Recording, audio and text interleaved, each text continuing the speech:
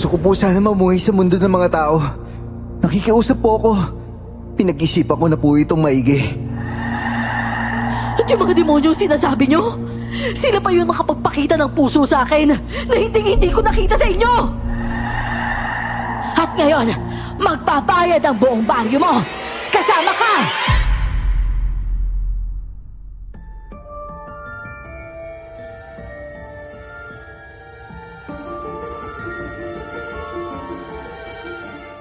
Nakulong na ba kayo sa isang sitwasyong wala namang rehas o pader, pero hindi kayo makaalis-alis? Walang tali pero hindi rin malaya. Ang ilalahad ko sa inyo ngayon, tungkol sa pagtatagpo namin ng isang nilalang na gaya ko ay nakakulong o nakatali din sa isang sitwasyon. Pero pareho kaming lumaya mula dito. Nangyari ito noon pang bandang 80s. Magandang araw nga po pala sa inyo, Miss Clar at Sir Jay. Pati na rin sa mga tagapakinig. Tawagin niyo na lang po akong Helen. At ito, ang aking kwento. Bago ko simulan ng storya, huwag kalimutang mag-subscribe sa Miss Clar Horror Stories sa YouTube bilang suporta sa ating channel.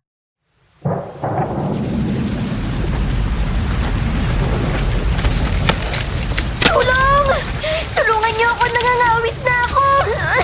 Tulungan niyo ako! Tulong!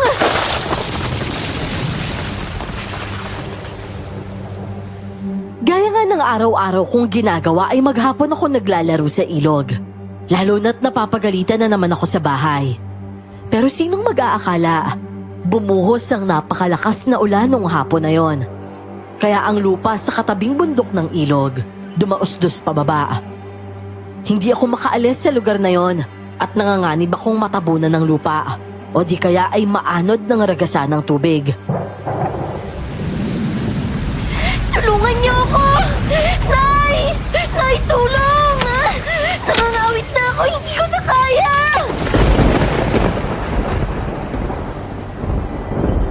Kalahating oras na akong nakakapit sa isang puno at bumigay na ang kamay ko.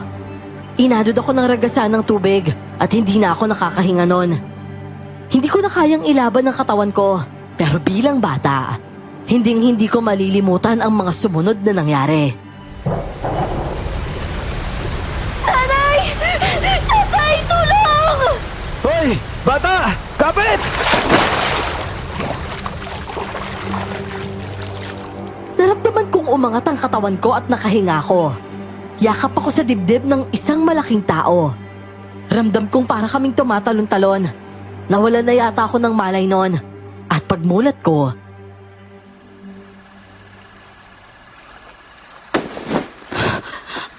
anong nangyayari? Patay na siguro ko. Bata, buhay ka pa. Kaya mo yan. Ikaw? Kuya? Sino ka ba? Pero, oo nga no. Wala na ako sa umaagos na tubig at saka sa lupa. Ewan ko kung ano nangyari pero salamat po ah. Wala yun. Ako nga pala si Napoleon. Ikaw, anong pangalan mo? Ako po si Helen. Ikaw po pala si Napoleon? Kuya Napoleon?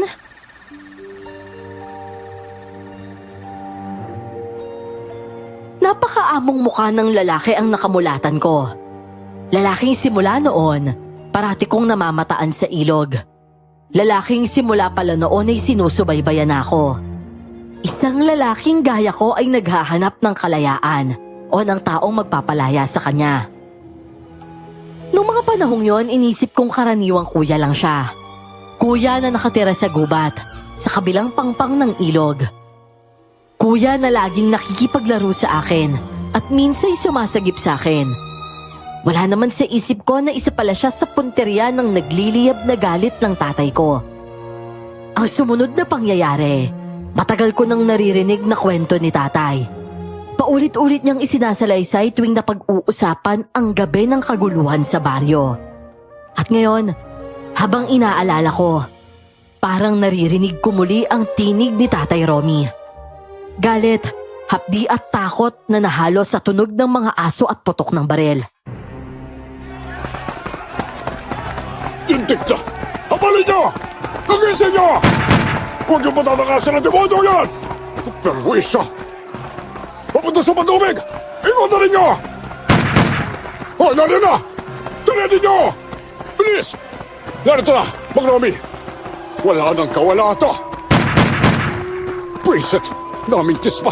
Nandun! Pabalik na! Hindi yung mga katakas! Huwag natin lubayan ng impaktong yan! Alauna ng madaling araw noon, nakakakilabot ang alulong ng mga aso. Dilat na dilat ang bilog na buwan, tinatanglawan ng napakalawak na bukid. At sa bukid na yon, nagaganap ang isang peligrosong tugisan. Napakaraming kalalakihan ng may dalang pamalo. Ang iba'y itak, kutsilyo at sibat. Sina Tatay Romy baril ang dala at nakasukbit rin ang buntot pagi. Tuloy-tuloy ang habulan kahit halos naglalahos sa paningin nila ang tinutugis dahil sa liksi at bilis nito.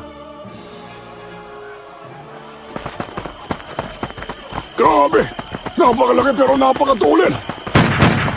Huwag kayo mag-iinayag sa bala! Putukan ninyo ng putukan! Paliguan ninyo! Magtatamaan at magtatamaan din yan! Oh, nasa na? Tata Romy! Wala na yata eh! Hindi, narito pa yan! Naamoy ka ba? Umaaling nga sa ang demonyong yan eh! Amoy na amoy ko! Eh, basta hanapin ninyo! Ikaw, Ador, sumama ka sa akin! Sigurin natin ang manggahan, ha? Yung iba sa inyo, kumalit kayo sa bukid! Yung iba, pupunta sa mga eskinita! At yung iba sa tabing ilog! Bilisan ninyo! Tara na, Ador! Sumuot sila tatay sa mga manggahan pero wala silang nahanap. Sunod nilang sinuyod ang mga sagingan pero wala pa rin. Umabot na sila sa kabilang baryo at inalerto ang iba pang kalalakihan doon pero hindi na nila makita ang tinutugis nila. Desperado na si tatay. Kahit magdadalawang oras na, pabalik-balik niyang sinusuyod ang mga lugar na naikutan na niya. Tata Romy, palagay ko'y wala na yun. Nakalayo na malamang. Mas maiging... Hindi, Ador! Narito pa nga yun eh! Nararamdaman ko. Hindi ako mapayag na makatakas ang demonyong yan. Napatay niya ang anak ko lalaki. Hindi ko matatanggap na magpapabalik-balik lang siya rito. Na parang naglalaro. Kapag nagutom siya, babalik siya rito at kukuha ng isa sa mga mahal natin sa buhay. Ganun na lang ba? Tata, naiintindihan ko po kayo. Yung nangyari kay Lito, talagang napakasaklap doon. Pero kailangan ninyong huminahon, Tata. Hindi man ngayon. Madadali rin natin yung demonyong aswang na yun. Mas mabuti pa, Tata, magpahinga na muna tayo, ha? Bukas ng gabi, itutuloy natin ang panunugis sa kahit ibang baryo pa. Pwisit! Pweste na aswang yan! Ang kaperwisyo talaga eh! Ayaw naman akong harapin! Ako ang atakihin niya! Nang malaman niya ang hinaharap niya, mata niya lang ang walang latay. At ayon nga kay tatay, umaga na nang matapos ang kaguluhan na yon. At wala silang inabutan at ang mga kasamahan nito. Tumambad sa mga tao ang dalawang magsasaka. Nakataob ang lamesa. Nagkalat ang mga basag na bote. Ang dalawang magsasaka, warak ang dibdib hanggang tiyan at dilat ang mga mata. Ay, naku, sus Maria Josep. Mag-aalas 7 na, wala pa rin si Romy. Ano ba naman yan? Ang malala pa nun, wala pa rin almusal. Helen! Helen!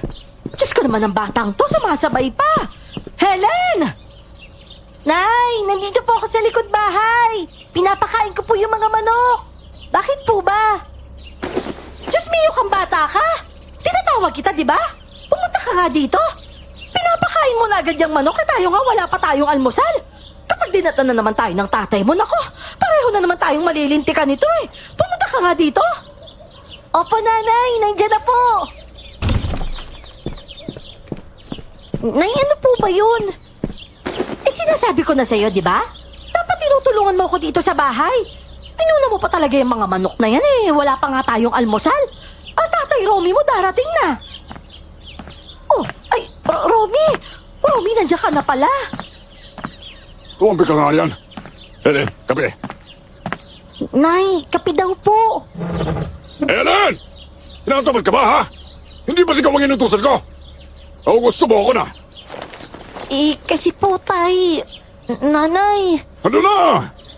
Pinagtitimpla kita ng kape. Para kang aktivistang nasukol ng pisir yan. Romy kasi.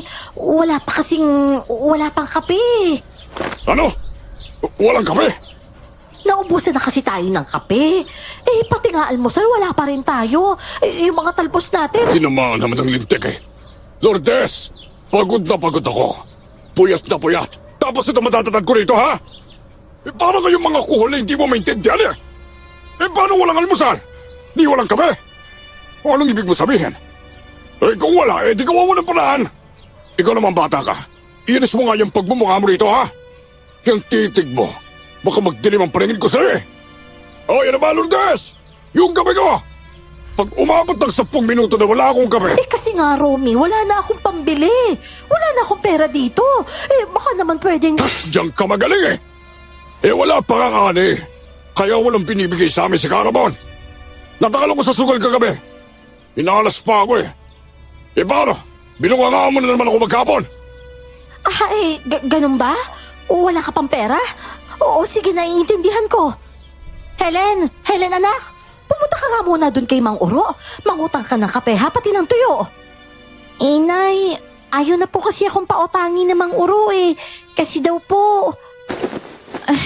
sige na nga po, Nay. Ito na po. Ang mga sumunod na pangyayari, ayon sa pagkukwento sa akin ni Nanay Lourdes, nang muli niya itong isinalaysay sa akin. Sinabi niya kung paano nagising si tatay ng umagang yon at ang tungkol sa isyu sa mga nangyari kagabi.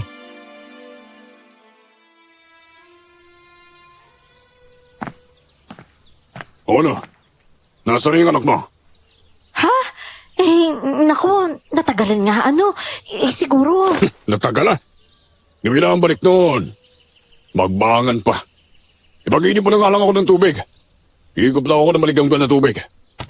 Hayaan mo na't pagsasabihan ko na lang. Ako nang bahala doon. Siya nga pala. Ano ba kasing nangyari kagabi? Pinilibing agad si Nagabu at Kadyo Tapos lalong dumami ang mga pisi. Ano nga namang iburol pa yun? Inakabuka yung dibdib eh. Pweste bakaswang na yan. Ayaw na magsiyarap kapag tinugis mo. Kawawa naman yung mga pamilya nila Gabo. Ano ba kasing nangyari sa pagtugis ninyo? Nahuli nyo ba? O may nakita ka ba? Ano? May nakita ka ba? Hindi ka naman nag-iisip dyan eh.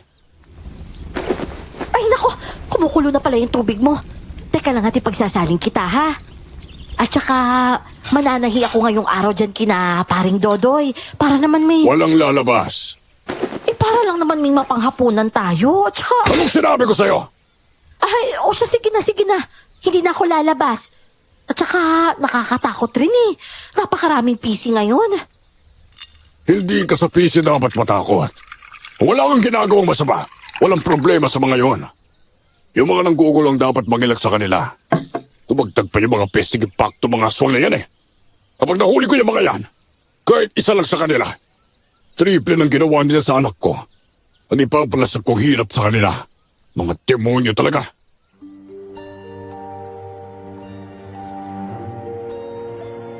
Ang PC nga po pala ay ang Philippine Constabulary. Ang hukbong tagapamayapa ng Pilipinas noong mga panahong yon. At yun nga po, almusal at tanghalian walang makain sa bahay. Ako naman, talagang maghapon akong hindi umuwi mula nung pinalabas ako para mangutang ng kape at tuyo. Nanginain ako ng mga bunga sa puno sa tabing ilog. At dahil walang kalaro na pumunta, mag-isa akong palambi-lambitin sa mga puno doon. Aakyat, tatalon, at lilipat at tatalon ulit.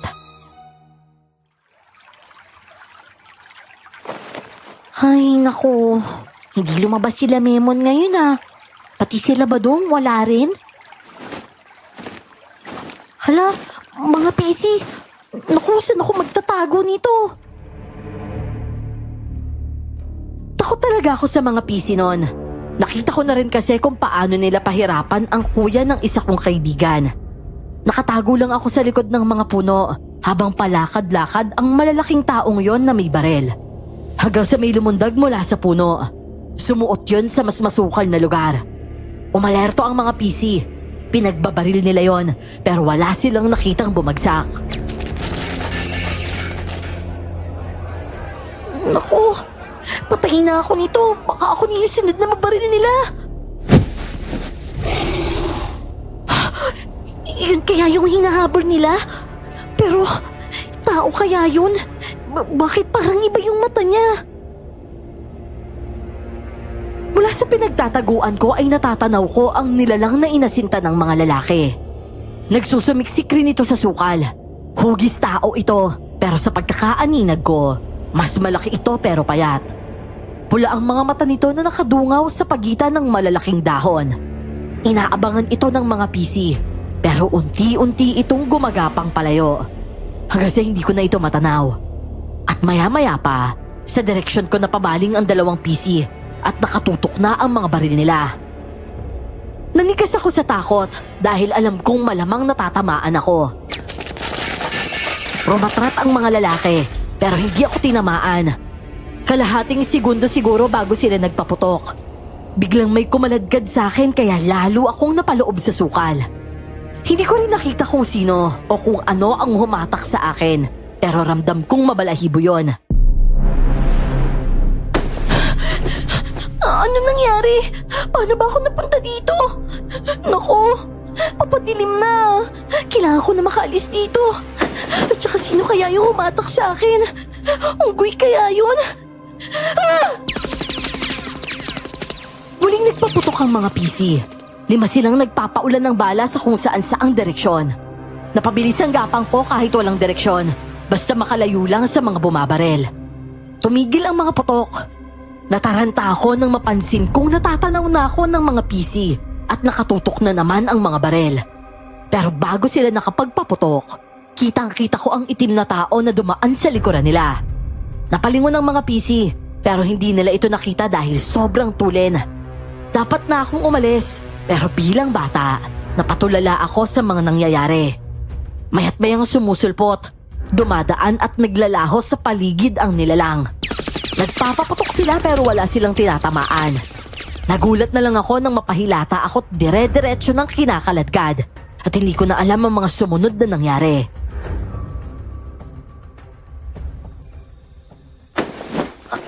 Aray, ang sakit nun na. Hala, gabi na talaga. Nasaan na ako? Ay, sino ka? Huwag ka mag-alala. Ligtas ka na. Malayo ka na sa ilog. At saka, oo nga pala. Yung mga bumabaril. May mga bumabaril sa akin eh. Wala na sila ha. Huwag ka na mag-alala. Makakauwi ka na sa inyo. Uuwi? Uuwi na ako sa amin? Parang ayoko nang umuwi sa amin eh. Ako rin eh.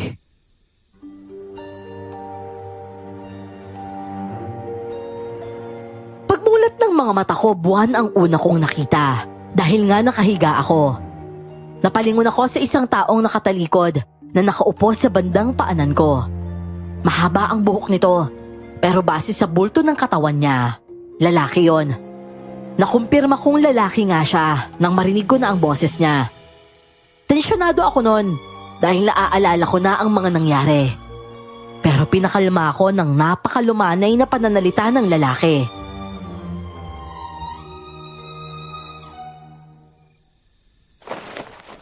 Ayaw mo ring umuwi? Bakit naman? Wala ka rin bang makain sa inyo? Yung tatay mo ba nakakatakot din? Tapos hindi ka ba iniintindi ng nanay mo? Kaya siguro hindi ka umuwi ano. Pero kahit ganyan yung sitwasyon mo sa inyo, napakasaya mo sa ilog. Kung maglambitin ka pa nga sa puno, parang napakagaan ng puso mo. Hindi ka nadadala. Muntik ka pa nga mapahamak dati, di ba? Ha? Yung puso ko magaang? Di naman kita maintindihan, kuya. At saka, ayos lang yun. Lagi ka namang nandyan eh. Sana kaya mo rin ako. Aalis, tapos babalik kung kailang gustuhin. Para talagang lagi ako nandyan, gaya nga na sabi mo. Nasa labas ka naman ngayon ah. At saka dahil nga nasa labas ka, ibig sabihin nun, Sana nga ganun. Sana paglayo ko, pagtakas ko na rin. Sana tuluyan na ako makalabas kagaya mo. nasa labas ka na nga di ba? Gulo mo naman. Sana pala hindi mo na ako kinaladkad kanina nung niligtas mo ako. Pasensya na. Nataranta kasi ako baka tamaan ka.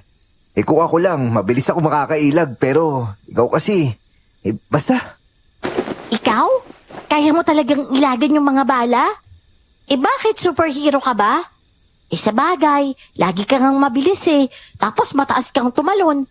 Sana nga ganyan din ako. Pero, naku, parang gabing-gabi na. Kailangan ko na talagang umuwi. Si tatay kasi, naku, paano kaya to? Lagot na ako nito kay tatay. Paano nga ba to? Tara, samahan kaya kita. Nako, kaso komplikado paano ba to? O siya sige, sasamahan na kita. Delikado kung makita ka ng mga de armas bahala na kung anong... Nako, nandyan na. Sige kailangan ko na dapat umalis. Uuwi na ako. Iwan na kita dyan sana magkita pa tayo. At ikaw, sikapin mo palagi maging malaya sige na. Gaya nga ng dati ay naaligaga ang lalaki nang marinig ang kakaibang ibon. Mas maingay at dire-diretso ang tunog at mas matinis yon. Hindi pa siya tapos magpaalam ay nagtatakbo na siya. Nang maiwan akong mag-isa sa bungad ng kakahuyan, nagkahalo-halo na ang takot ko. Takot sa dilim, sa kung anong posibleng nasa paligid ko. Pero ang pinakamatinding takot ko, ang takot sa tatay ko. Kahit nangangamba na madampot ng naggalat na PC. Bukod sa mga nasalubong kong sasakyan ng PC, may nararamdaman at naririnig din akong mga umaaligid sa akin. Sa huni at kaluskos noon, alam kong hindi tao yon. Pero ewan ko kung anong hayop yon o kung hayop nga ba talaga yon. Ay, salamat nakauwi rin. Grabe, muntik na ako sa mga PC na yun Hala si tatay. Napaangat ang ulo ko sa pagkakayo ko nang matanaw ko na si Tatay Romy. Nakaupo ito sa papag sa labas ng pinto ng bahay. Si nanay nakatayo sa pinto at tensyonado. Nakahalukip-kip lang si tatay habang nakatanaw sa malayo. Pero nakakapanginig ang talim ng mga mata nito kahit nasa gilid ang anggulo ko. Ay naku naman Helen, bakit naman kasingahin ka lang umuwi? Nag-aalala kami ng tatay mo. Romy yung anak mo nandito na, Romy. Tatay? Nay? Labit, Po? Itay, kasi po... ano ako malalabit? Romy, hindi naman sinasadya talaga ng bata. Halika na, pumasok ka na, Helen. Helen, anak, lumapit ka na sa tatay mo, ha? Po? Sige po. Tay, pasensya na po. Diyos ko naman, Romy. Bakit mo naman... Ulit-ulit Alas 3 pa lang! Nasa bahay ka na! Hindi na pwedeng maulit to, ha? Sige, alam mo ka sa ka matutulog ngayon. Lourdes, halika na. Anak naman kasi, Helen. Ikaw naman kasi. Lourdes, hindi mo ba ako narinig? Ay, oo, sige, Romy. Nandyan na. Sige na, anak. Pumunta ka na doon sa kamalig, ha? Huwag mo nang hintayin na. Sige na, anak. Pagkasara ng pinto ay ilang minuto pa akong nakatulala lang sa harap ng bahay. Hanggang sa walang buhay akong lumakad papunta sa likod bahay. Pumasok ako sa kamalig dahil may kasalanan ako at dito ako matutulog ngayong gabi. Marumi, madilim, maraming daga at ipis at iba't ibang insekto at maliliit na hayop. Sako ng palay ang sapin at unan ko noon.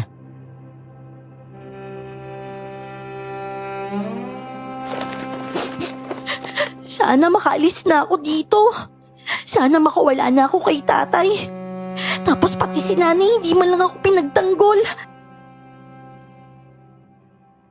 Makalipas ang maraming taon, nagdalaga ako na ganun pa rin ang siste sa bahay. Ganun pa rin ang trato sa akin. Maraming nagbago sa katawan at paligid ko. Pero hindi nagbago ang takot na dulot ng presensya at titig ni tatay. 18 anyos na ako pero napapatulog pa rin ako sa kamalig.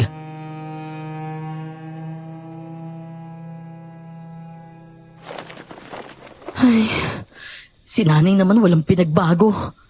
Pinatigil pa ako para may makatulong siya manahi. Kaso hindi man lang niya ako maipagtanggol kay tatay. Naduduwag pa rin siya. Ayaw naman niyang hiwalayan. Sana talagang makaalis na ako. Pero paano ba to? Hindi ko pa rin kaya eh. Ano ba yun? Parang ang bigat nun ah. Nasa kamalig na naman ako noon. Pero isang kababalaghan ang gumambala sa paghihinagpis ko. Napaangat ang paa ko nang makarinig ako ng kalabog sa bubungan. May kung anong lumapag doon. At sa bigat noon, hindi yun pusa. Pati nga ang pader ay nanginig. Maya-maya'y nakarinig ako ng mahina pero malalim na angil. Angil na hindi pamilyar. Sunod ay mga pagsinghap. Para bang hayop na lumalanghap ng kung ano. Tay, may nasa bubong ng kamalig. Sumilip siya, pulang-pula yung mata niya. At saka mabigat yung nasa bubong. Pasok, Lourdes. Ako rin baril ko. Pati yung butot bagay. Ikuha mo rin ako ng asin at bawang. Diyos ko naman, Romy. Ano ba talagang meron? At saka, ito na. Mukhang may lumitaw na namang aswang at sa bubong ng kamalig pa namin ito napadpad. Sumugod si tatay. Pinagsasabuyan niya ng asin at bawang ang bubong. Kahulan ng mga aso, labasan ng mga kapitbahay. At maya-maya'y mga putok na ng barel ang narinig ko. Sumunod ay umalingasaw ang napakabahong amoy. Abangan niyo dyan! Tumalas sa dulo! Ikutan ko! Masusukol na! Gigil na naman si tatay sa paghabol. Siya ang nangungunang sumusugod. Mula sa bintana sa loob, wala kaming makita ni nanay kundi mga lalaking pabalik-balik na nagtatakbuhan. Hanggang sa natanaw ko ang napakalaking asong itim. Sumampa ito sa bubong ng isang kapitbahay. Napangangako ng humaba ang katawan nito. Tumayo at naghugis tao. Tumalon ito pababa at hindi ko na nakita ang nangyari. Pero ang sumunod na narinig ng lahat, ang mahabang hiyaw ni tatay. Hoy! Wala ka ng kawala ngayon! Ah! Naku, Diyos ko, Helen! Ang tatay mo yun! Rami, tulungan niyo siya! Yung tatay ko, tulungan niyo siya! Si tatay lang kasi ang sumugod sa makitid na likod bahay kung saan lumundag ang nilalang. Nagsunuran lang ang ibang lalaki nang mataranta sila sa mahabang hiyaw ni tatay. At maya-maya pa, natanaw ko ng palabas sa likod bahay ang kumpol ng mga lalaki. Nasipat namin ni nanay si tatay, buhat-buhat ng mga tao. Sugod kami ni nanay at tumambad sa amin ang dugo ang mukha at katawan ni tatay. Ipinasok niya sa loob ng bahay at doon nga mas luminaw ang kalagayan niya. Diyos ko, Nay! Halos mawakok yung dibdib ni tatay, oh! Pati yung mukha niya sugatan! Naku, Diyos ko! Ano ba talaga nangyari sa iyo, Romy? Tulungan niyo kami dito! Paano magagamutin ito? Walang hiya! Aswang! Walang hiya! Papatayin ko kayo! Base sa napakahabang sugat ni tatay, mukhang nakalmot siya at malamang na malaki ang kumalmot sa kanya. Nagpatawag ng hilot at nagamot ang sugat ni tatay. Ilang araw din siyang nilalagdat at nagdedeliryo. Epekto pa rin siguro ng harapang engkwentro niya sa aswang.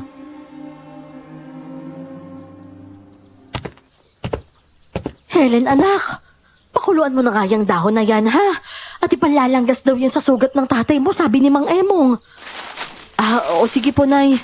Ako na rin po yung maglalanggas pagkatapos. Pero, Nay, ano daw po ba talaga nangyari? Nakakatakot na po yung laki ng sugat ni tatay eh. Sabi ni Naoka, nakita na lang daw nila na dugo ang nakahandusay ang tatay mo eh. Tapos may nakita silang taong pagapang na pumasok sa kuran ni Pareng Dado. Doon daw dumaan para makadiretso sa bukid. Nusundan naman daw nila sa bukid. Nakita na raw nila yung malaking ibon. Lumilipad na daw palayo. Yun daw ang dumali sa tatay mo nung nasukol siya nun. At ang sabi nila aswang daw yun. Naku, Nay, talaga palang aswang yun. Nakita ko kasi yung mata nun sa butas ng bubong dun sa kamalig eh. Pulang-pula yung mata niya. Kaya nga nagtatakbo ko papunta dito sa bahay eh. Naku, Diyos ko, ikaw pala yung unang nakakita nun. Kaya ikaw umayos ka, ha? At nang hindi ka na napapatulog dun sa kamalig. Baka mamaya nililigawan ka na pala nung aswang na yun. Papatayin kita ng aswang ka! Pinantay mo ang anak ko! Papatayin kita! Papatayin kita ngayon ka! Naku, nagising na yata ang tatay mo. Romy! Romy, sandali lang naman! Matapos masugatan si tatay ng sinasabing aswang, parati itong biglang nagwawala. Tuwing 6:00 magsisisigaw ito. Babangon ito at pagsususuntukin ng pader. Ipaghahagis ang kakaunti naming gamit. Kaya magdudugo at mananariwa din ang sugat nito. Umabot ng 3 buwan ang paggaling ng sugat ni tatay. Ako naman, mas madalas akong nakakalabas nun dahil hindi ako ganong nasusubaybayan ni tatay. Kaya rin nakaugnayan ko ulit ang mga kaibigan ko nung nag-aaral pa ako. Nay, lalabas lang po ako babalik din po ako agad. Saan ka na naman pupunta? Aba, 3 araw ka na naglalalabas Nay naman, wala naman masama doon Ngayon ko na lang nga ulit makakasama yung mga naging kaibigan ko sa eskwelahan dati. Uuwi naman po ako na maaga. Aba, dapat lang at hindi naman talaga dapat ginagabi ang babae. Kung maaari nga, hindi dapat naglalalabas siya ganito. Dapat wala pang 6:00 nandito ka na sige na, at pag nakita ka pa ng tatay mo, ako na naman ang malilintikan nito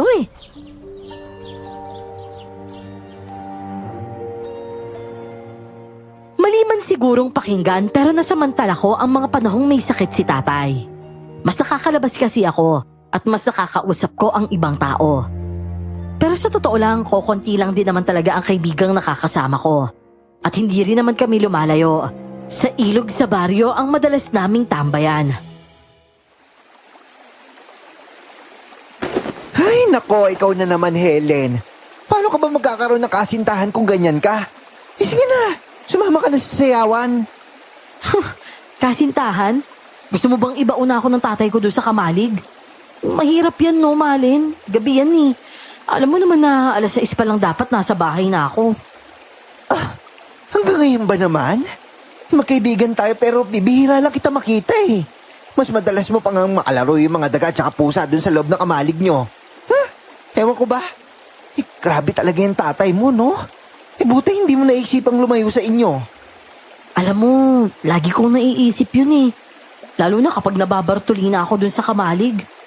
Wala kasi nung mamatay yung kuya ko, nagkaganito na si tatay sa akin. Iniisip ko nga, kung wala naman akong halaga sa kanya, paalisin na lang niya ako O kaya, maglayas na lang ako. Bakit ba hindi? Hindi ba't may tiyahin ka naman sa Maynila na matagal na kumukuha sa'yo? Gusto ko nang paaralin, di ba? Ewan ko ba? Ayoko na nga sa bahay Pero ewan ko ba kung bakit hindi ko makaladkad yung sarili ko paalis dun? Ay, nako. Alam mo, ang pag-asa mo na lang, makapag-asawa. Magpabuntis ka na. Teka, ano yun? Yan tuloy. Kung ano-ano kasi sinasabi mo sa akin Hala, naku teka. Ano nga yun? Baka mga hayop lang yun dito sa gubat. Alam mo naman, gubat na yung dulo nitong ilog, di ba? Ay, nako. Mauna na ako siguro sa'yo, Helen, ha? Kasi may pinapabili nga pala si Lola sa palengke. Sige na, ikaw din na. Umuwi ka na.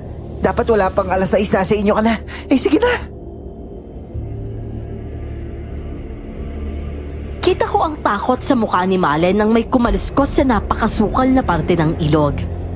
Namutla na ito nang makarinig pa ng malalim na angil. Nakita ko ring nanlaki ang mata nito nang mapalingon sa isang puno doon. Agad itong nagpaalam at kunwaring may bibilhin. Nang makaalis si Malen, napangisi na lang ako. Nakita ko rin kasi ang mga mata ng nagtatago sa kasukalan. Pero hindi ako takot dito. Nasanay na kasi ako sa kanya.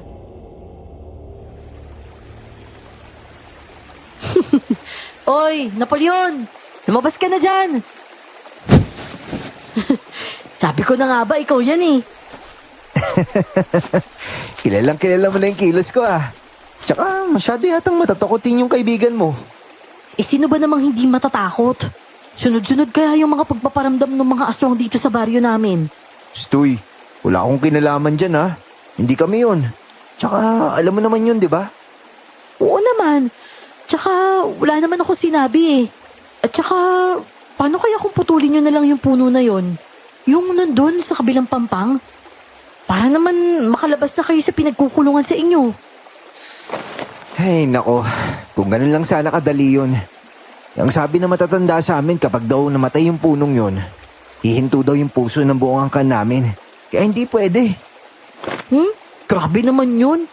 Eh, paano yun? Talaga bang hindi na kayo makakalayo sa nayon nyo? Eh di, hindi ka pala pwedeng sumama sa akin kung sakali. Oh, bakit mo naman sinabi yan? Ah, napapaisip ka dun sa sinabi ng kaibigan mong si Malen, no? Yung mag-asawa ka na para makalis ka sa inyo? Oh, bakit? Tinatawanan mo ko? Eh, hindi naman. Eh, pero seryoso, Helen. Talaga bang napapaisip ka kung mag-aasawa ka na?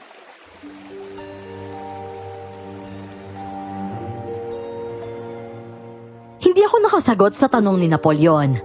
Nakatitig lang ako sa mata niya noon. At hindi ko na malayan. Hawak na niya ang mukha ko. Napapikit na lang ako noon. Napakatagal na namin nagtatagpo ni Napoleon sa ilog na yon.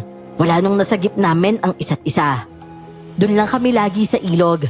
Dahil ang angka nila, para bang nakatali sa isang puno sa sentro ng nayo nila. Naiintindihan ko naman, Napoleon eh. Kasunduan nyo na siglo na ang tanda sa'yo. Pasensya na, Helen ha. Pero gaya mo, sa totoo lang, nangangarap talaga akong lumaya eh. Pero hindi talaga pwede dahil kasunduan yun. Gaya nga ng sabi ko sa'yo, naiintindihan ko naman eh. Naaalala ko lang nung iniligtas mo ako noon. Muntik na akong maratrat ng PC noon eh. Tapos, muntik na akong matabunan ng lupa. Pero dumating ka noon. Oh, ayun na ulit sila. Sige na. Eh, pasensya na, Helen. Dahil lang talaga kaigli yung oras na pwede akong lumabas sa nayon. Wala naman tayong magagawa eh. Parehas tayong nakakulong kahit walang rehas na pumipigil sa atin. Kaya, sige na Napoleon. Helen, balang araw lalaya din tayo. Makakuwala ka na sa inyo.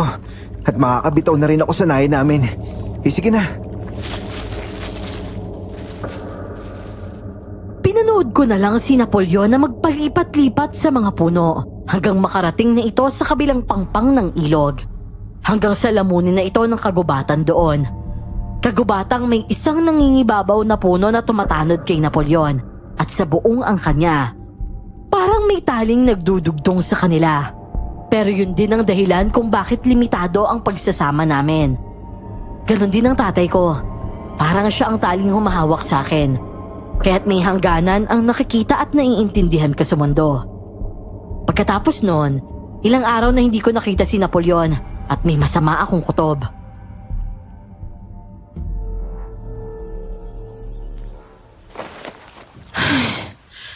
Dalawang linggo na siyang hindi nagpapakita. Ako na lang kaya yung may gustong magpunta dito? Napakahirap naman itong lagay nating dalawa, Napoleon. Pero pangako, hihintayin pa rin kita. Isang buwan akong mag-isang tumatambay sa ilog.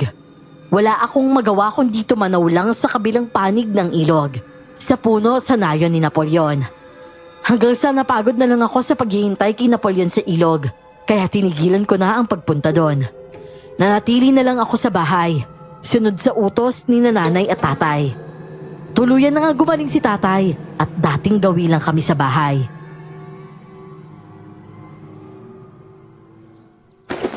Helen, kami. Opo tayo, ito na po. Pasensya na po kayo, hindi ko po kasi alam na gising na pala kayo eh. Ilagi ka kasi tulalay. Lourdes, ilakas mo yung radyo. O yung trumpet ko. Nakasama ba ha? Ay, oo. hapon pa ng hapon. At tay, ito na po yung kape nyo. Helen, Ano po yun, tay? alam ko kung anong pinanggagawa mo noong may sakit ako. Tay naman, nakikipagkita lang naman po ako sa mga kaibigan ko. Itong sasabihin ko sa'yo. At alam mong hindi ko to uulitin. Huwag ka nang pupunta o lalapit pa sa ilog na yon. Naintindihan mo? Ay, oo nga naman, Romy. Mga kaibigan niya naman yung kasakasama niya doon. At saka, maaga namang umuwi yan. Wala pang alas siya. Salita ka lang kapag kinakausap ka! Helen, yung sinabi ko naiintindihan mo ba yun? Opo, tay. Malinaw na po. Ang matipid na salita at ang malalim na boses. Ang paghahalokip-kip habang nakasandig sa pader. Ang mga titig. Mula noon hanggang ngayon, si tatay ang Diyos sa bahay na yon. Titigil at kikilos kami base sa kumpas at hininga ni tatay.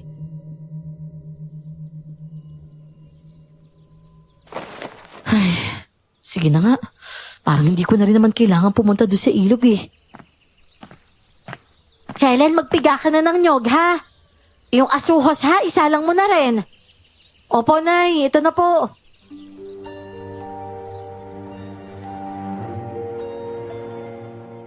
Nanatiling tahimik at patay ang mga araw ko. Walang ibang nagpapagalaw sa akin kundi ang bulyaw at senyas ni tatay. Hanggang isang gabi, ginambala na naman ang kung anong kababalaghan ng aming baryo. Nagising akong nagsisialulong na naman ang mga aso. Si nanay tensyonadong nakadungaw na naman sa bintana. Si tatay naman nasa labas. Nagsisisigaw. Bit-bit na naman ang kanyang barel at buntot pagi. Nay, ano naman po ba nangyayari? Si tatay di ba kagagaling lang niya? Bakit nakikihabol na naman siya doon? Naku, alam mo naman yung tatay mo. Kahit pabaldado na yan, hindi niya lulubayan yung mga aswang na yan. Diyos ko naman, Nay. Bakit pa parang dumadalas yung paglitaw ng mga aswang dito? Pero si tatay, sana naman hindi na lang muna siya nakisali doon. Sa kalagitnaan ng gabi, nakikipaghabulan na naman ang mga kalalakihan sa nilalang na halos hindi makita. At syempre, si tatay na naman ang nangunguna. Walang tigil ang hiyawan ng mga kalalakihan at wala ring ampat ang kahulan at alulong ng mga aso. Hanggang isa na sa kanila ang natagpo ang warakan tiyan. Pero lalong nanggigigil sa panghahabol sila tatay. Napatakip ako ng bibig nang makakita ako ng pamilyar na bulto ng katawan sa isang bubong ng kapitbahay. Ayun! Nandun sa bubungan nila mga agoy! Bilisan nyo dahil baka makatakas pa yun! Diyos ko! Hindi pwede! Hindi pwede to! Kilala ko yun eh! Hindi ako pwede magkamali sa figura at kilos nun! Bakit naman siya nakarating dito? Alam ko nang gagawin. Mga kapitbahay! Ayun! Lumipat siya! Lumipat kina Eboy! Wala siya dyan! Ano? Nandun kinamang agoy, diba? Nakita ko eh! Lumipat ba? Baka iba pa yung nakikita mo! Hindi po, Nay. Pareho po yung nakita natin. Lumipat lang. Mabilis kasi. Ayun o, palayo na siya. Tay! Tay, wala po dyan! Kumakabila po dun, kina Eboy! Tapos parang tumatanong sa manukan ni Landoy! Tay, hindi po dyan! Hindi ako magkakamali. Sa lumundag sa ibabaw ng isang bubong, isang lalaking nakataligod sa buwan. Si Napoleon, nakahubad at napasulyap pa sa akin. Mali ang ginawa ko pero nakisigaw ako. Hindi para tumulong sa paghuli kundi para ilayo siya mula sa tinutugis nila. Sakab ako sa mangyayari kay Napoleon. Nakayapak akong nagtatakbo sa labas. Sumugod ako kung saan ko nakita si Napoleon. Nagsuot ako sa gilid ng mga bahay, sa mga taniman ng gulay. At nang makarating ako sa likod bahay kung saan ko siya nakita, nanginig ako sa tumambad sa akin. Teka, hindi to si Napoleon ah. Pero dito ko talaga siya nakita. Oh, Diyos ko, anong gagawin ko? Napakalaking baboy ramon nito. Tapos nagliliyab pa yung mata niya. Paano ba to? Papalapit na siya! Diyos ko! Diyos ko, wag! Layuan mo yan! Helen, Napoleon? Napoleon, ikaw nga ba yan? Ikaw yung nakita ko, di ba? Diyos ko, ano ba kasing ginagawa mo dito? Napakaraming lalaki yung... Teka, Helen. Mamaya na. Diyan ka sa likod ko. Hoy! Ikaw! Lumayas ka dito! Bumalik ka na! O baka gusto mo kalat ka rin kita pa uwi! Hala, Napoleon, lalo siya lumalaki! Susugurin ka na! Totoo si Napoleon ang nakita ko. At ang baboy Ramo, bigla itong sumugod sa akin. Dahil ako ang madadamba sa likuran niya, sinalo ni Napoleon ang atake ng baboy. Nakubabawan siya nito pero mabilis siyang gumulong para magkapalit ang posisyon nila. Kahit nanginginig, kumilos ako para tumulong. Nakikipagbuno si Napoleon nang ihataw ko sa ulo ng hayop ang nakuha kong bato.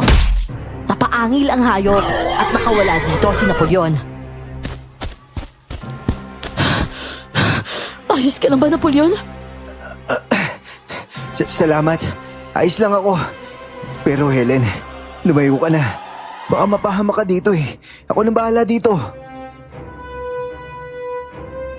Tumatagas ang dugo sa mukha ng baboy.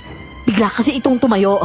Pumayat ang katawan at namilipit ito at gumulong ulit. At nang bumangon, payat at matangkad na tao na ito. Pero mahahaba ang mga kuko. Lumundag pa sugod ang lalaki. Baligtad ito ng bigwas ni Napoleon ang sumalubong dito. Biglang napakatulen ng galaw ni Napoleon. Pinaulanan niya ng bigwas at tadyak ang lalaki. Dinakma ni Napoleon ang aswang, pero nakapiglas ito at lumukso ng lumukso hanggang makalayo.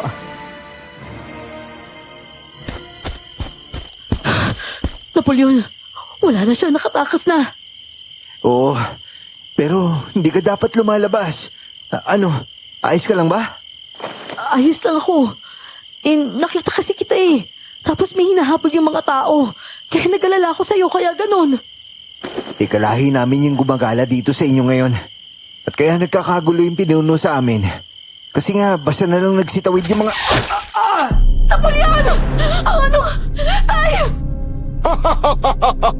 Tuhog na sibat ninyo, Tata Romeo. Ikaso tong anak niyo.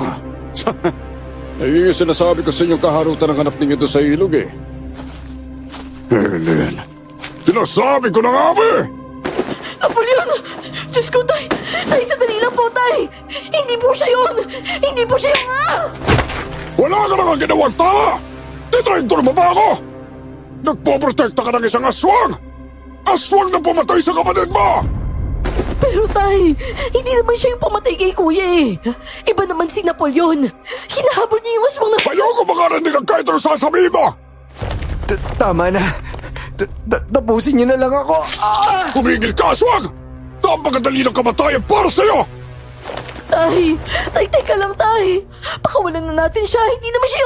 Wala akong anak na traidor! Ahas ka sa pamamahay ko!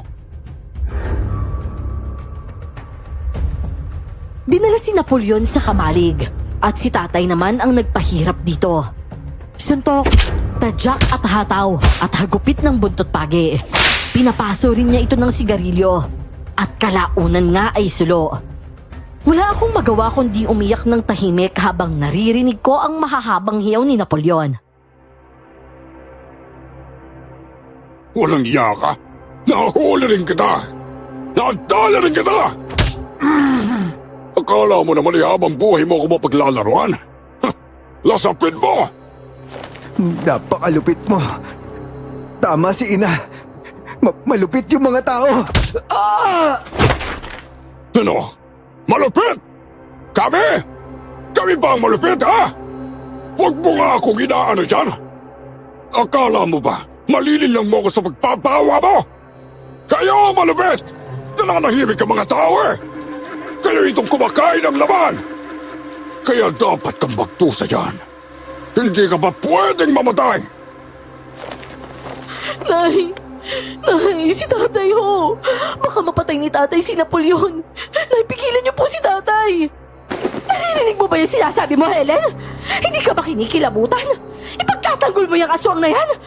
Buong buhay ng tatay mo, tinutugis niya ang mga salot na yan. Tapos ipagtatanggol mo? Tumahimik ka na nga lang dyan dahil ikaw susunod na haharapin ng tatay mo. Mayat mayang pinupuntahan ni tatay sa kamalig si Napoleon. At walang humpay niya itong pinahihirapan. Pinupwersa niya itong painumin at pakainin para hindi ito tuluyang mamatay. Ako naman, nanginginig sa tuwing dadapuan ng titig ni tatay. Wala siyang salita sa akin, pero napakalinaw ng sinasabi ng matatalim nitong mga mata. Huwag na wag akong gagawa ng pagsisisihan ko. Pero kahit nangangatog ako sa takot sa tatay ko, nanghingibabaw ang nararamdaman ko para kay Napoleon. Hating gabi yon, sumilip ako sa kamalig. Minabuti kong hindi magdala ng ilaw dahil ayokong makita ang kalagayan ni Napoleon na sigurado namang kalunos-lunos.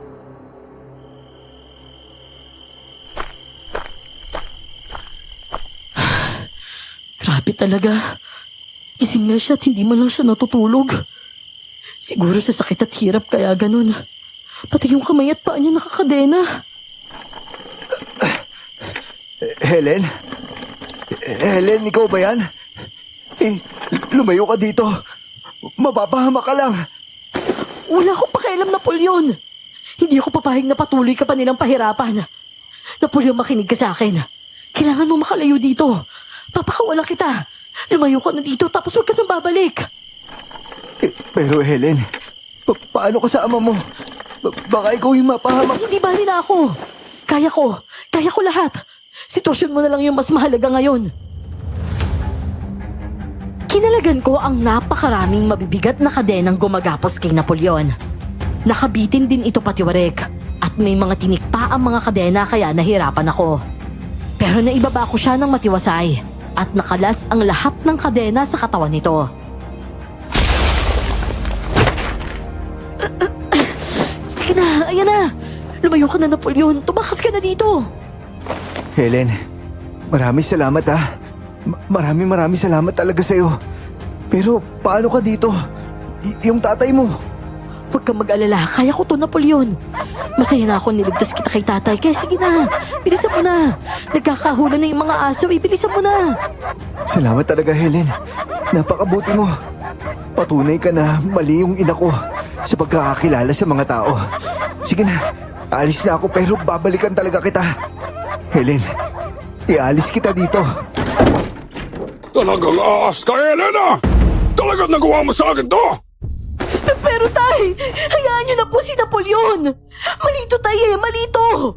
Patakasin niyo na siya dahil wala naman siyang ginagawang masama sa inyo, tay. Hindi ko alam kung anong katuwirang meron yung utak mo. Ikaw, hindi ka alas, ayop ka!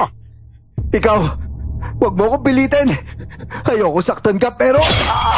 Napoleon! Tay! Tama na, tay! Plakda si Napoleon nun. Lalapitan pa ito ni tatay para undayan pa ulit. Pero bumuelta si Napoleon at dinamba si tatay. Napakabilis ng kilos ni Napoleon.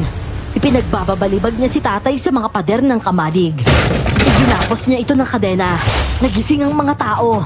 Nagsisugod sa kamalig. Pero tumalon si Napoleon at lumusot sa bubong. Lumundag ito pababa at mabilis na nagtatakbo sa mga bukid. Hinabol siya ng mga tao pero nakasuot naman ito sa mga kakahuyan. Hanggang sa tuluyan na nga itong mawala sa paningin ng lahat. Walang iya ka! Napakawalang iya mong anak! Sarili mong ama? Pinagpalit mo sa demonyong yon! Romy, tama na yan! Parang awa mo na, tama na! Romy! Tumabi ka! Mapapatay ko yung anak mo eh! O sige tay, patayin niyo na ako para tapos na to! Para wala ka nakasumpasumpang anak!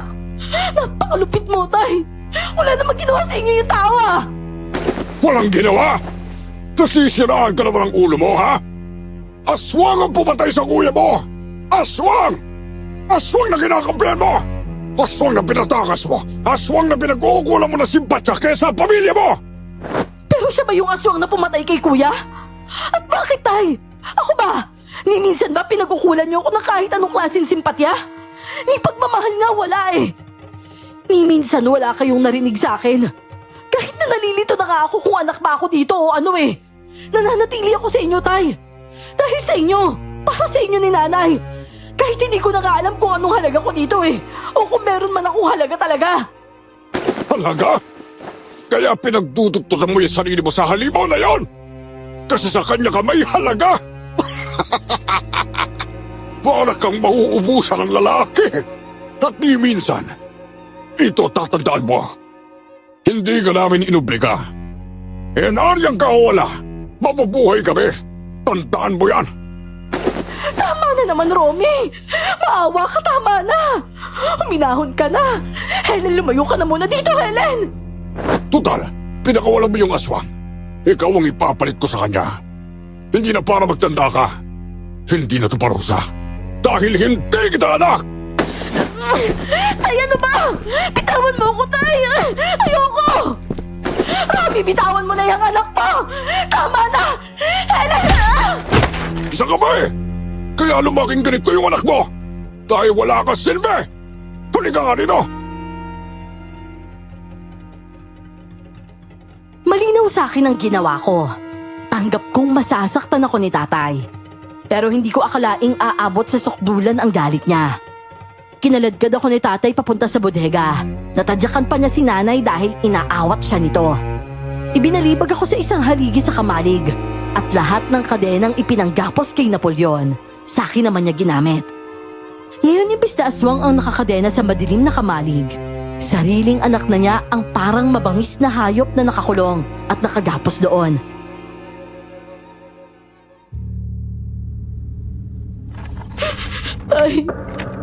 Tay, paano mo nagawa sa akin to, Tay? Ako ang dapat magtanong sa inyan. Ama mo ko, pero ginawa mo to sa akin! Maawa ka naman sa anak mo, Romy. Baka naman pwede... Maribig ka! Kung ayaw mong pati ikaw, isalaksak ko sa kamalig na to! Huwag na huwag mong maisipang pakawalan yung anak mo. Anong mong mangyayari sa'yo? Tay! Tay, palabasin niyo ako dito! Bingi si tatay sa pagmamakaawa ni nanay. Manhid na rin siya sa lahat ng pagsamo ko. Sumara na nga ang pinto ng kamalig at naiwan ako sa dilim. Sa halos magdamag at maghapon kong pagluha, malalamig na kadena ang yumayakap sa akin. 2 linggo kong nakakadena doon sa kamalig.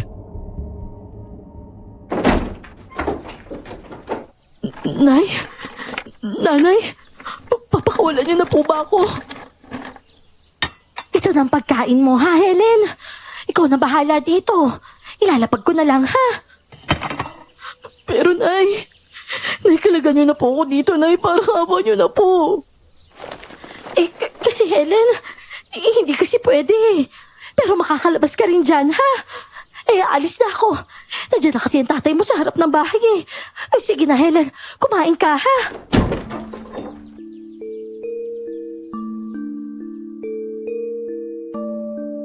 Nawalan na ako ng pag-asa noon. Baka nga nawalan na ako ng katinuan. Lumipas pa ulit ang 2 linggo at sinusugat na ang katawan ko. Dahil sa pagkakakapit ng mga kadena. Dahil na rin sa kagat ng kung ano-anong insekto. Talagang nawalan na ako ng pag-asang palalabasin ako ni tatay. Hanggang isang gabi.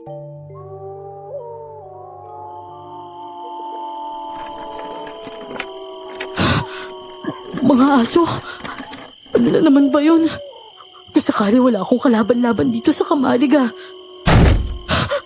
Diyos ko, ganun yung naririnig ko dati. Nakakatakot ang mahahaba pero malalim na alulong ng mga aso. Iba rin ang lamig ng ihip ng hangin. Nang makarinig ako ng parang may tumapak sa bubong, hinihintay ko na lang na may kakaibang sumungaw sa mga butas. Pero taliwas sa inaasahan ko, iba ang dumating. Diyos ko, lumalakad at saka parang tumatapad sa akin. Ayun na. Diyos ko, lumulus na sa loob, Tay! Huwag kang sumigaw. Itatakas kita. Napoleon, bakit ka bumalik pag naabutan ka ni tatay? Hindi na. Ilalayo na kita sa tatay mo. Magsasama na tayo. Sinasabi ko na nga bang babalik kang walang yari! Ngayon, hinteng-hintay ka na! Demonyo ka! Napoleon, bakit mo? Kailangan kong gawin yun, Helen. Kaya tara na. Pero Napoleon, saan ba tayo pupunta? Helen! Walang iya ka! Babangon pa sana si tatay pero binalibag siya ni Napoleon sa sulok ng kamalig. Kinarga ako ni Napoleon sa likod niya. Saka siya nagtatakbo ng napakabilis. Nakalabas na ang mga kalalakihan. Hinabol nila kami pero kumain sila ng alikabok sa tulin at liksi ni Napoleon. Habang lumalayo kami, naririnig ko pa rin si tatay at isinusumpa ako nito. Ele, isinusumpa ako sa langit! Magturo sa nga! Tandaan mo yan! Tinalikuran mo ang pamilya mo! Ako ang ama mo! Magtutusa ka, Ellen! Pagsisisihan mo to, Ellen! Helen, pasensya na kung kailangan magkaganito ah. Pero sisiguraduhin ko, hindi mo to pagsisisihan. Akong bahala. Mamumuhay tayo mas malaya. Liligaya tayong dalawa. Pero kailangan pumunta tayo sa nayon ko. Ipagpapaalam ko ipagsasama natin para tuluyan na tayo makapamuhay ng mas tahimik. Ano? Sanayo nyo? Sanayo ng mga aswang? Oo, sanayin ng mga aswang. Kakausapin natin si Inang Benita. Huwag kang mag-alala. Akong bahala doon. Maintindihan niya tayo. Walang pagod na tumatakbo at sumusuot si Napoleon sa mga sukal. Nakalayo kami sa mga taong humahabol sa amin. Hindi na pamilyar sa akin ang sinusuotan ni Napoleon. Kinakabahan ako dahil alam kong papasok na kami sa nayon nila. Sa nayon ng mga aswang. Bumagal si Napoleon pero hindi niya ako binibitawan.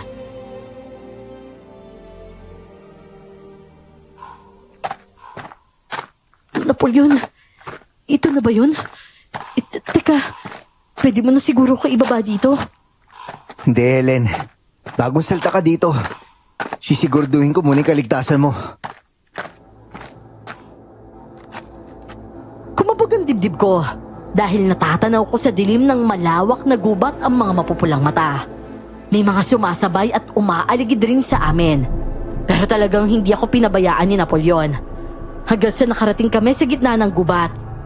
Napakaraming kubo doon. Parang napakaliit na komunidad sa pusod ng gubat.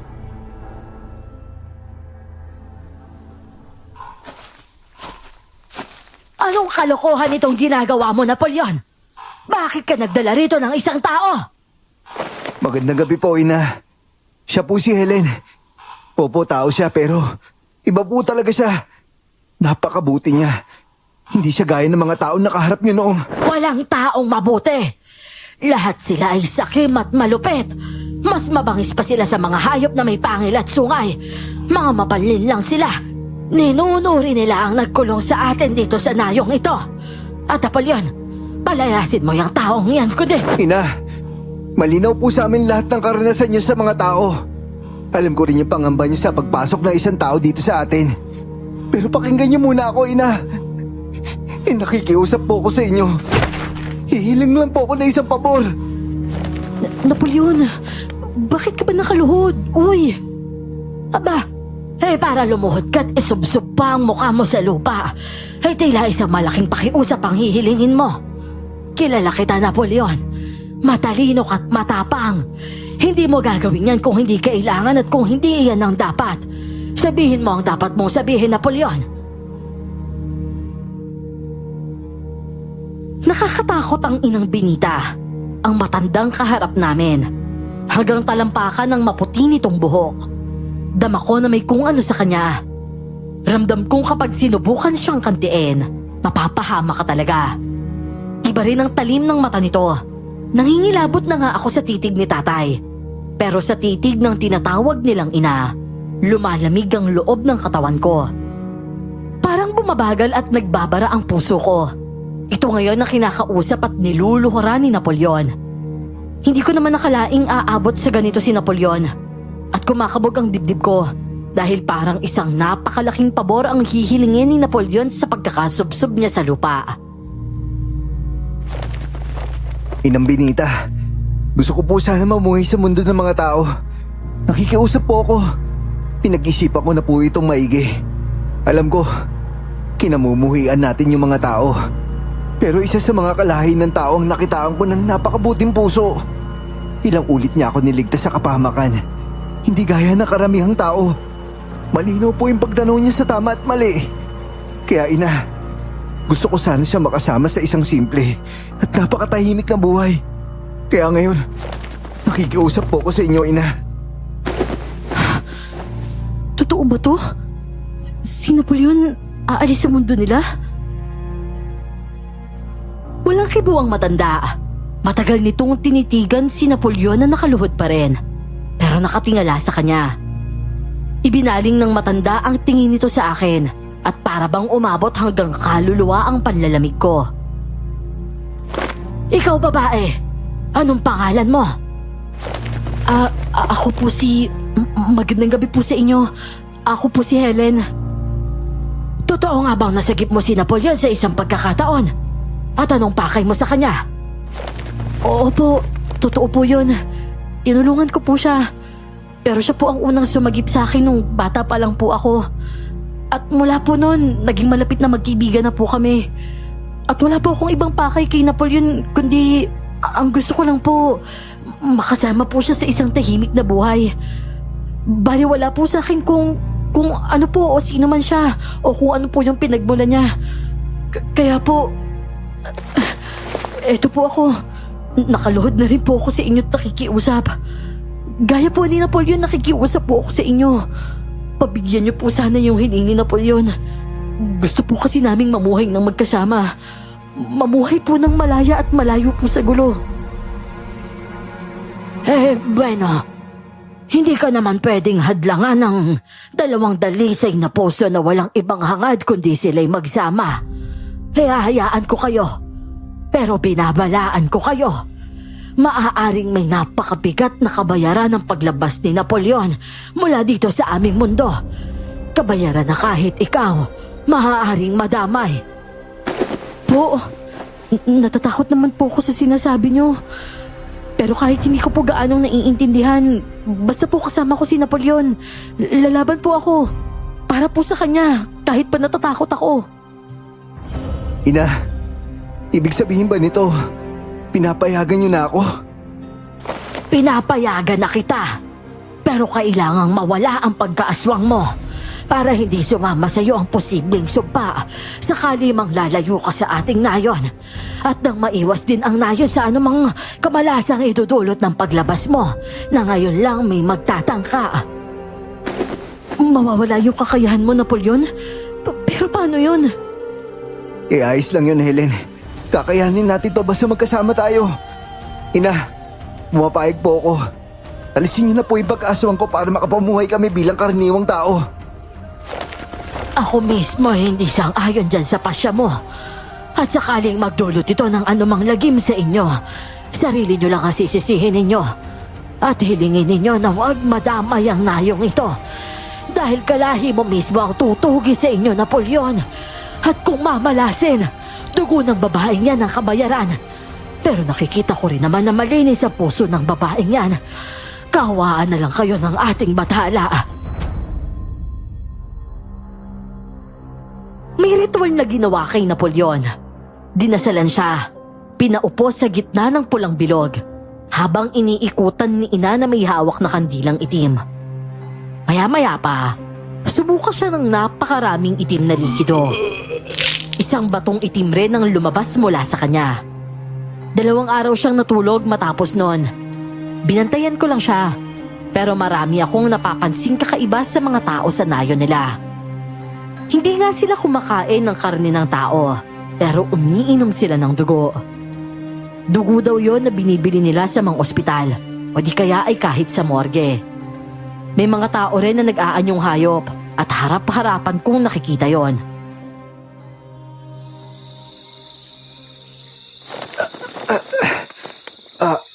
Helen?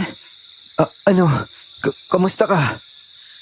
Ay, salamat nagising ka rin. Ikaw yung kumusta? 3 araw ka ng tulog eh. Gusto mo bang kumain muna? Susubuan kita.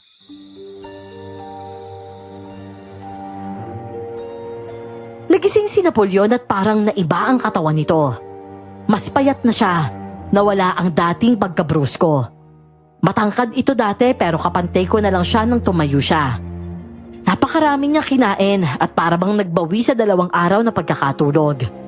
Nagpaalam siya sa mga tao sa nayon at lalo na kay ina. Mag-iingat ka, Napoleon, at alagaan mo ang babae. Oo, ina. Makakaasa po kayo. Maraming salamat po talaga, Ina. Alam ko po yung bigat ng loob ninyo sa mga tao. Pero pinagbigyan nyo pa rin po si Napoleon. Kaya maraming salamat po ulit. Sana lang talaga tama ang nakita ko sa puso mo. At sana lang maprotektahan ninyo ang isa't isa. Ay, sige na. Lumakad na kayo bago pa magdilim. Salamat po, Ina. At dahil hindi na po ako aswang, malamang hindi na po ako makakabalik dito. Nasisiguro kong hindi mo na makikita pa ang nayong ito. Sige na, humayo ka na.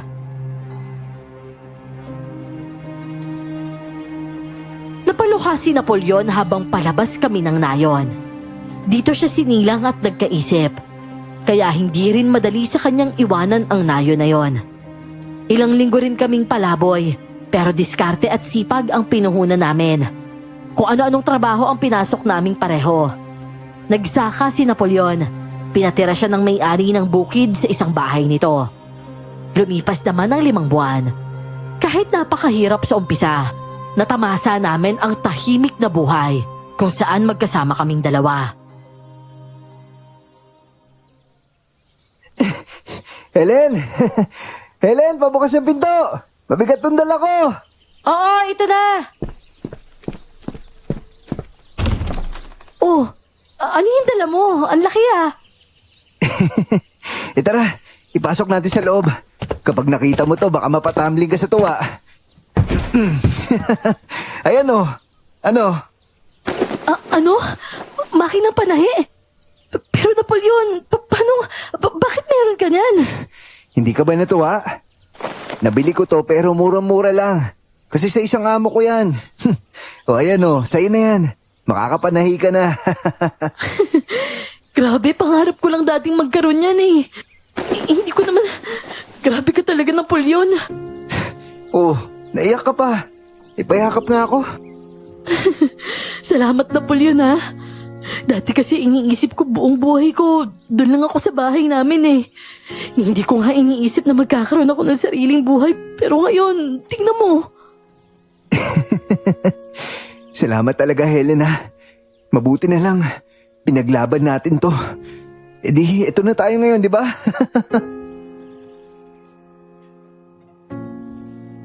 Kumita ako sa pananahe. Si Napoleon naman nagsasaka at minsan ay pahinante. Minsan kargador sa pwesto ng amo niya sa palengke. Swerte na nagustuhan si Napoleon ng amo nito, kaya tinutulungan din siya nito. 1 taon kaming tahimik at maligaya, pero napansin kong humina ang katawan ni Napoleon. Madalas siyang nagkakasakit at parang mabilis tumatanda. Sabi niya dahil daw ito sa pagkakaalis ng pagkaaswang niya. Napapansin ko rin ang paminsan lungkot nito habang nakatanaw sa malayo. Siguro'y naaalala niya ang pinagmulan niya. Gaya ko. Pero ito na ang buhay namin ngayon at talagang mas maligaya kami.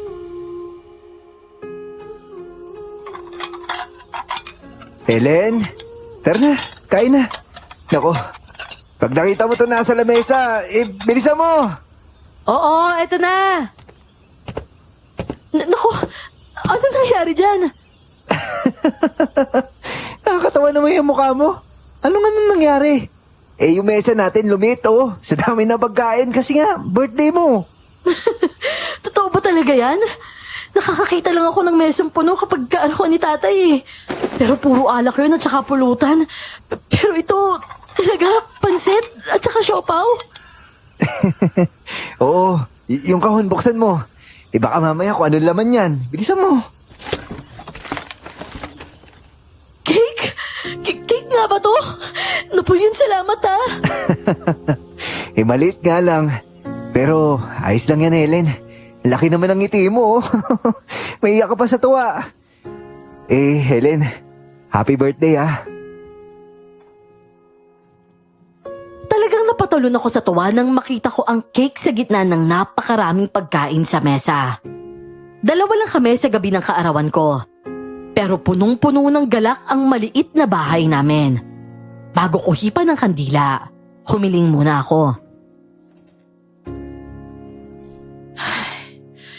Sana habang buhay kaming magkasama sa bagong mundo namin. At magkasama rin makatuklas ng iba pang mundo. Yung mas malayo at saka yung mas malawak pa. At syempre, sana habang buhay na kaming mamuhay ng tahimik at saka magkasama. Oh, tipan mo na. Yan. Ayos. Happy birthday, Helen, ha? Napakasimple ng hiling ko na yon, na alam kong hiling din ni Napoleon. Pero ang hiling na yon, tila hindi mapagbibigyan. Dahil ang mga pinangangambahan ni Inang Benita, tila nagsimula na.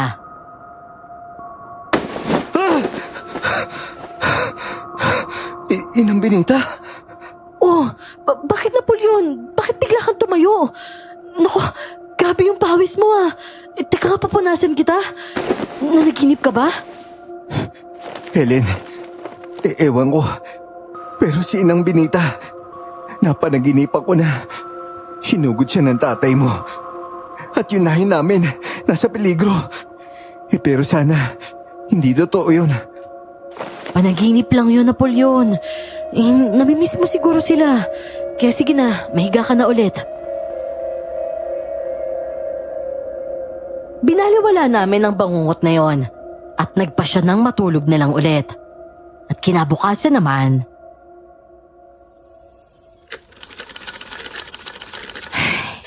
yan, tapos na. 2 dosenang panyo din to. Ba, grabe ang bilis mo manahi, Helen, ah. Galing, ah. Gamay na gamay mo yung makina, oh. Tingin nga ako. Teka, bakit may... Bakit? Mali ba yung tahi ko? Diyos ko, Napoleon, bakit puro dugo yung mga panyo?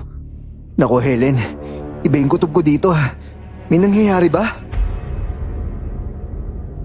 11:00 na noon nang matapos kong matahi ang napakaraming panyo na nakontrata ko. Pero laking gulat namin nang ang karamihan sa mga panyo may bahid ng dugo.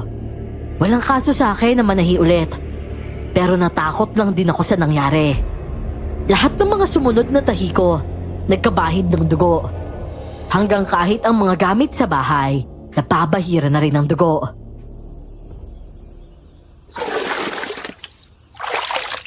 Ha? Bakit parang nagkit naman ng tubig? Teka nga. Ah! Dugo! May dugo dito, Napoleon! Helen! Helen! Bakit? Ano meron? Teka, ang dami dugo dito, ah. Ano nangyari sa'yo, Helen? Hindi ko alam. Naliligo lang ako tapos dugo na pala yung binubuhos ko sa sarili ko. Dahil nababahala na kami sa nangyayari sa bahay, kumilos na rin kami. Nagsisindi kami ng insenso kapag hapon. Pinabasbasan din namin ang bahay. Balisa na rin si Napoleon.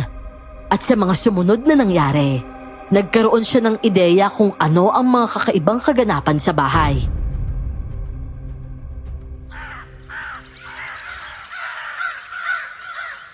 Ano pang mayroon sa puno na yun? Yung mga ibon? Bakit nagkakagulo ng ganun? Yun ba yung... alam ko yata yung tunog na yun, ah. Napoleon? Napoleon! Oo, alam ko, Helen. Yun yung ibon sa nayon namin. At meron nangyayari sa nayon namin. Pupunta ako doon, Helen. Sadali lang ako.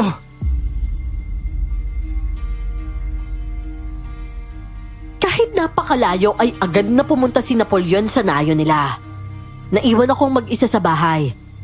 Sa 3 araw na wala si Napoleon, lalong tumindi ang mga nakakatakot na pangyayari at mag-isa akong binabagabag nito.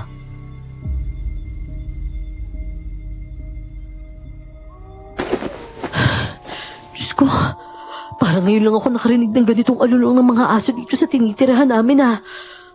Ay, huwag naman sana pero maghahanda pa rin ako. May mga nasa bubong. Ito na nga ba yung sinasabi ko?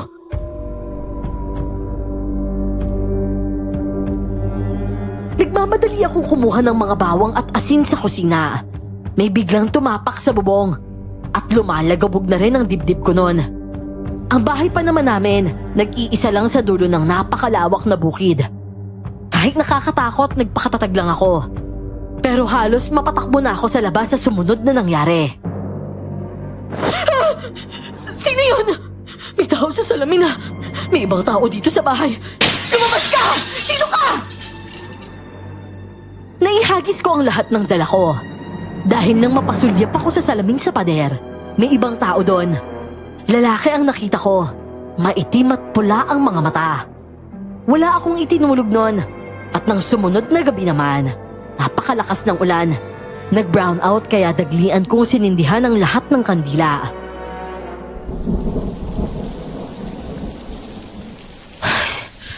Hindi pa ba hihinto tong ulan na to? Ngayon pa talaga kung kailan nawalan ng kuryente. Kung kailan pa talagang mag-isa ako. Kahit umuulan ay naririnig ko ang napakabigat na hininga ng isang lalaki. Para itong daing sa hirap. At paglingon ko, gusto ko nalang himatayin. Nakita ko sa sulok ang isang lalaking balot ng dugo. May kadena ito at gumagapang papunta sa akin. Patakbo na akong lumabas ng bahay at sinugod ang ulan. Diretso ang takbo ko noon nang biglang may humarang sa akin. Diyos ko, ano ba yun? Bakit may ganun sa bahay? Ah! Huli ka! Ay, bitawan mo ako! Ay, sino ka ba? Bitawan mo ako! Pinasusundo ka ni Tata Romy. Si Ador pala yon at bigla na lang niya akong kinaladkad. Nalaban ako nang binuhat niya ako, pero wala akong laban sa pagkakapiga sa akin ng napakalaki nitong bisig. Isinakay ako sa owner at ng gabing yon, mahaba at maulang biyahe, papunta sa isang lugar na hindi ko na gusto pang balikan. Walang yaka, Ador! Saan mo ba ako dadalahin? Uy, saan pa? Hindi sa mahal mo. Hayop ka talaga! Ano ginawa niyo kay Napoleon? Aba, ewan ko kung ano ginagawa ng tatay mo sa kanya. Inutusan ako na sunduin ka eh. Kundi ba naman tanga yun? Bumalik sa nayon nila. Nakabang kami dun eh. Malas niya talaga. Nahuli na siya. Nakita pa niya yung nayon niya natupok na. Mga walang iya kayo! Sinunog niyo! Ang sasama niyo talaga! Napoleon! Sinunog daw ang nayon at nahuli nila si Napoleon. Ang mga kababalaghan sa bahay, senyales siguro ng mga pangyayari at ng mga mangyayari pa. Nagngit-ngit ako. Gusto kong basagin ang mukha ni Ador, pero wala akong magawa.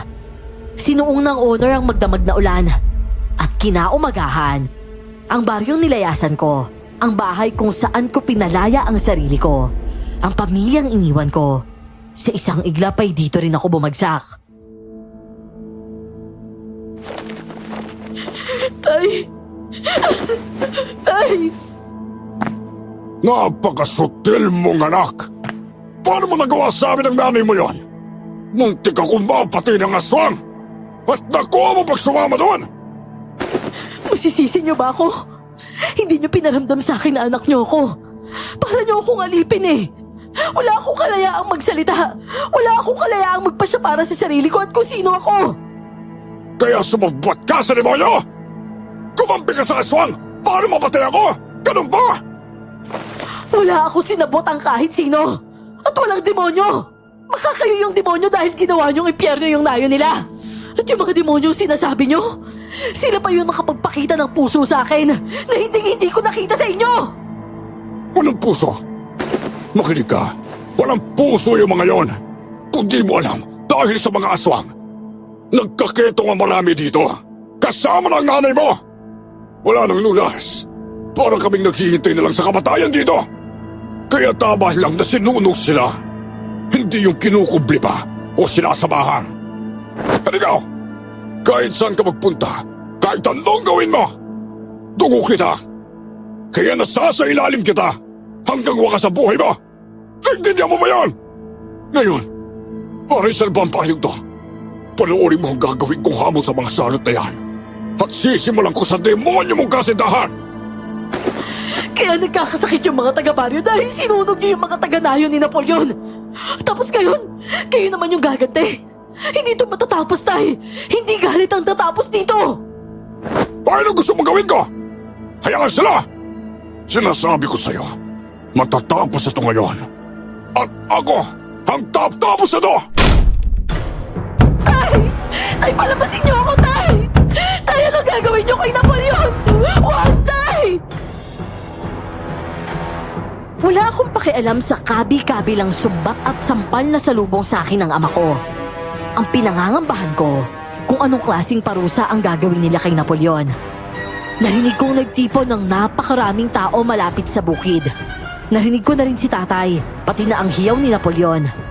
Tanaw sa maliit na butas na sinusungawan ko ang mga pangyayari. Nagmasid ako habang nag-iisip ng paraan kahit tensyonado rin ako. Ito nga'y sanat ninyo! Ang isa sa may kagagawan ng napakatinding paghihirap sa atin at sa mga mahal natin sa buhay. Wala kaming ginagawa sa inyo. Kayo itong nanunog ng nayon namin. Nagkaroon na sakit ang mga tao dito dahil nasunog na ang puno sa nayon. Sagrado yung punong yun. Mga ninuno nyo rin yung nagselyo na kapangyarihan at nagsumpa doon para pagbukurin ang mundo natin. At higit sa lahat, para ikulong kami. Pero sinira nyo to ngayon. Ah! Tama na! Tama na! Ah! Lahat ng sinabi mo dyan, panlilin lang! Wala tayong aasahang katotohanan sa bunganga ng isang to. Dahil isa siyang aswang. Ngayon, kayong mga aswang, humaalingasaw ang bayong ito. Kaya alam kong nariyan lang kayo. Makinig kayo! Kailangang alisin ninyo ang salot na ito sa aming baryo. Dahil kung hindi, ang lalaking ito matutulad sa inyo ngayon!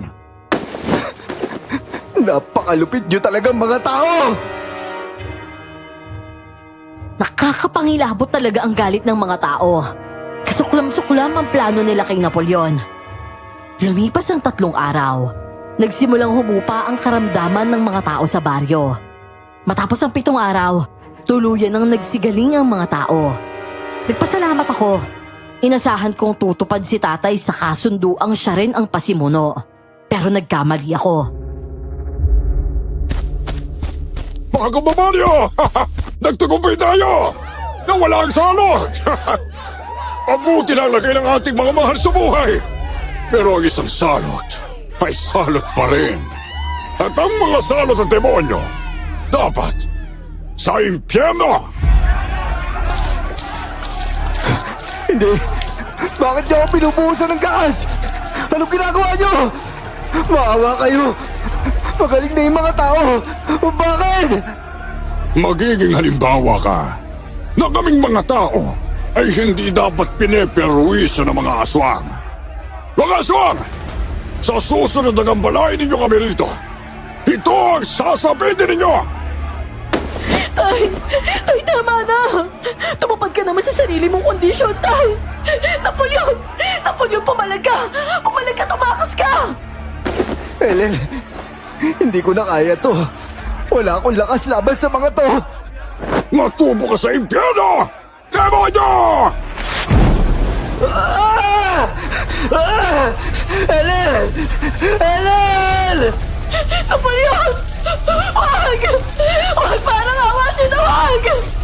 Ah! Umanda kayo mga tao! Wala kayo kasing lupit! Magbabayad kayo! Ellen! Magkikita pa tayo, Ellen!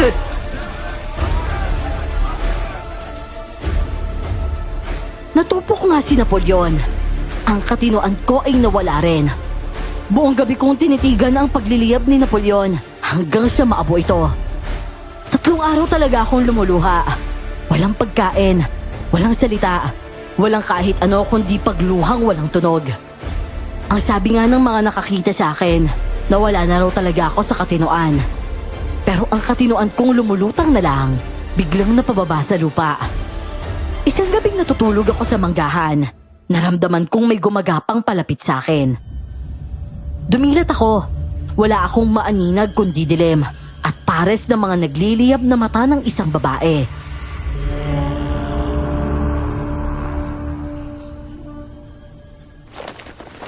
Helen! Helen, gumising ka! Helen! Ano?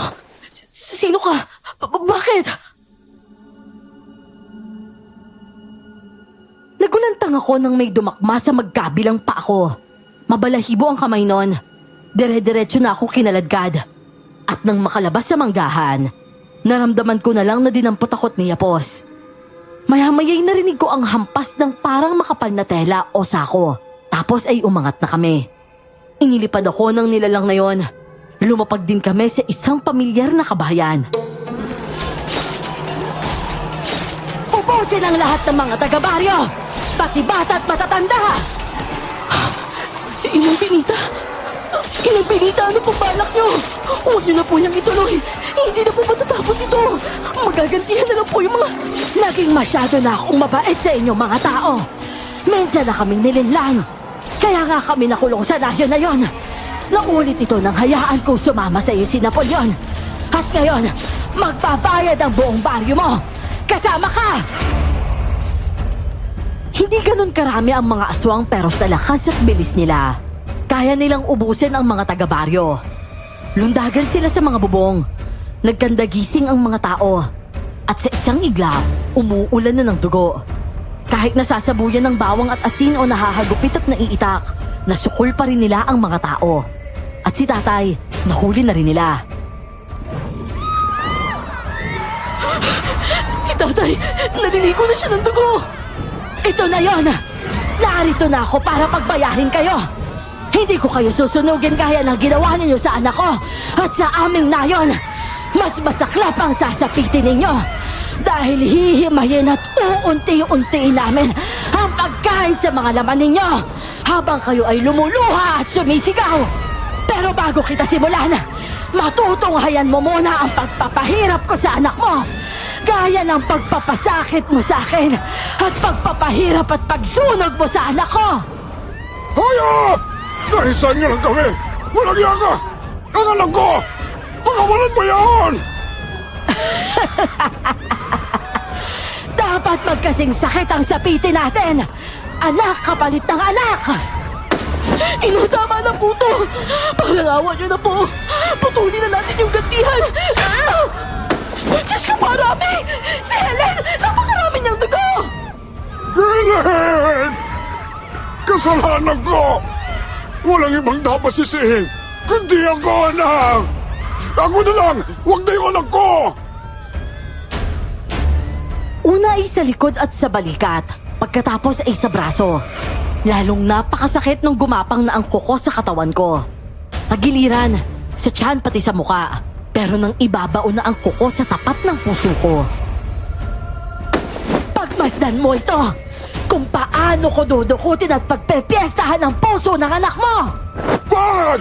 Maawa ka! Anak! Patawarin mo ako, anak ko! Maawa ka! Tay! Tay! Wag! Tulungan niyo ako! Napoleon! Wala kang karapatang tawagin ang pangalan ng anak ko! Ikaw ang nagpahamak sa... Sino? Ina! Tama na to! Yumanig ang lupa sa pagbagsak ng isang nilalang sa likod ni Ina. Nang nagsalita ito, boses ni Napoleon ang narinig ko. Nilusob siya ng iba pang aswang, pero tilapon silang lahat sa mga bigwas nito. Napakabilis nitong tumalon-talon palayo habang kinakarga ko. Inilapag ako nito sa likod ng isang puno. Napoleon! Napoleon, buhay ka! Oo, nandito na ako, Helen. Tsaka ligtas ka na. Helen, si Ina, nilamon na siya ng galit niya. Kaya kailangan ko siya pigilan. Magaling, Napoleon! Kailangan mo lang palang mamatay para magising ang pagkagabunan mo! Halika na! Ubusin natin ang mga malulupit na mga tao to! Hindi, Ina! Itigil na natin to! Walang saysay ito, kaya magsialis na kayo! Nahihibang ka ng talaga! Dahil sa babaeng yan, tinalikuran mo ang lahi natin! Kaya trahedya ang sinapit namin! At ngayon, gagawin ko ang dapat na ginawa ko nung una pa! Mamamatay ang babaeng ito! Hindi! Hindi pwede yan! Nakita ko ang kabuuan ni Napoleon ng tumayo na ito. Napakalaki ng itim nitong katawan. Mahaba ang puting buhok. Mahahaba ang mga kuko ng napakalalaking kamay. Matulin ang sugod sa kanya, pero sinalo at inihagis niya ang ibang aswang. Napakaraming sumusugod sa kanya, pero kung hindi bigwas, bali ang leeg nila. Ilang ulit siyang nakakalmot ni ina. Nakakakilabot ang mga angil, ang malahayop na paglalaban nila. Napakabibilis, napakabangis ng mga kilos. Napatumba ni Napoleon ang lahat ng kasama ni ina, pero hindi ito susuko. Naglaho ito sa dilim. Biglang nasa likod ko na ito. Dinakma ako nito at inilipad. At lumusot si ina sa isang bubong at napatpad kami sa isang bahay. Napakalakas mo na talaga, Napoleon! Isa ka na nga talagang gapunan! Pero nawala ang bangis mo dahil sa basurang ito! Ang aswang dapat mababangis! Dapat walang awa! Dapat makapangyarihan tayo! At hindi dapat tayo tinatapakan ng mga tao! Ina! Tama na to! Hindi dapat nagkakagulay yung mga tao ng ganito! Alam niyo yan! At nabulag na kayo ng galit niyo! Subukan mong pumasok! Warak ang katawan nito kapag pumasok ka! At ikaw ang nabulag! Makapangyarihan ka, Napoleon! Pero pinahihina ka ng babaeng nito! Huwag ka papasok kung alam mo! Ah! Ikaw! Itawan mo ang anak ko! Si tatay, nakalusot siya sa bintana! Tay! Huwag na! Umalis na po kayo dito! Hindi, anak! Walang kapatawaran na ginawa ko sa'yo! Nanganganib ka ngayon dahil sa akin! Ako ang punot-tulan ng lahat! Pero hindi sapat ang paghingi ng tawad! Kaya gagawin ko to! Gas! Amoy ng gas yun ah! Hindi! Huwag mong gagawin yan! Patawad, anak! Kapag wala na ako, makakalaya ka na! Aray ko! Tay, anong ginagawa niyo? Napoleon! Kunin mo siya sa labas! Hindi! Walang iya ka! Humanda ka sa akin! Sige! Halika! Ah! Tay, wag! Huwag niyong gagawin yan!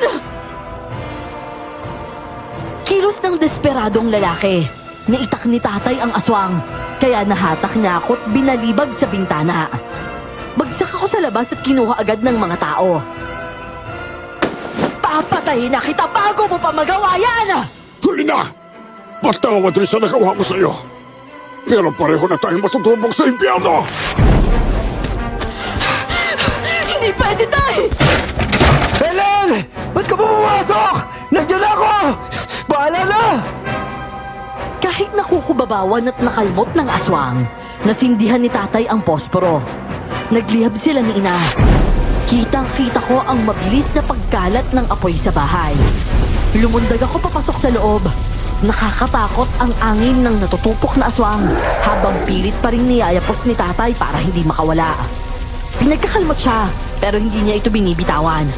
Sinubukan ko silang paghiwalayin pero pati ako ay nilamon na ng apoy. Nilalamon na rin ako ng apoy habang umaatungal pa rin ang aswang. Nahatak ko na si tatay pero pareho na kaming nagliliyab. Binuhat ko pa si tatay noon pero sumubsob na rin ako. May malaking kamay na dumampot sa akin. Inangat ako't kinarga. Isang mahaba't marahas na angin ng aswang ang huli kong naalala habang nakasukbit akong nagliliyab sa napakalapad na balikat.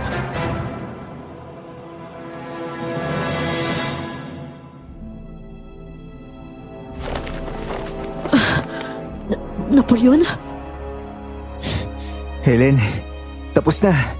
Ligtas ka na. Tapos si ina, tahimik na siya ngayon. Maraming salamat, Napoleon. Pero si tatay, Napoleon, asa si tatay? Helen, napakatapang ng tatay mo. Yun lang yung masasabi ko. Helen, anak! Diyos kong salamat naman at gising ka na. Grabe yung pagkasunog sa'yo, Helen. Patawarin mo kami ng tatay mo, ha, anak? At yung tatay mo. Tay, si tatay, yung tatay ko.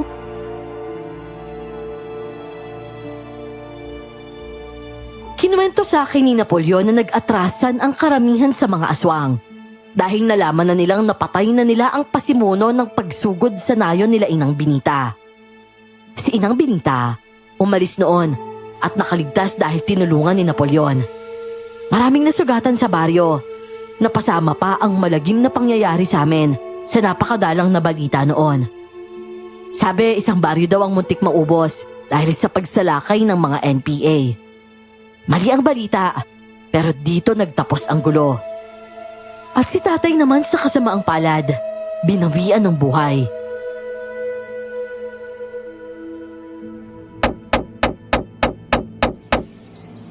Nay, ayos mo ba dito? Matibay na ho siguro to, no? Ay, bababa ka nga muna dyan. Tanghalian na eh. Helen, ikaw nga ay maghain ka na. 12 na. Opo, ito na po, Nay. Naghahain na nga po. Naitayo nga ang bahay namin ni Napoleon. 5 na ang apo nila tatay at nanay sa amin. Sayang nga lang at hindi na inabutan yun ni tatay. Masaklap ang naging kapalaran namin pareho ni Napoleon. Masaklap din ang naging daan namin para makalaya mula doon. Pero hindi namin yung sinukuan. Kaya ito na kami ngayon. Salamat din at hindi kami pinabayaan ng langit. Dito ko na po tinatapos ang kwento namin. Maraming salamat po Miss Claire at Sir Jay kung sakali man na maiere ang kwentong ito.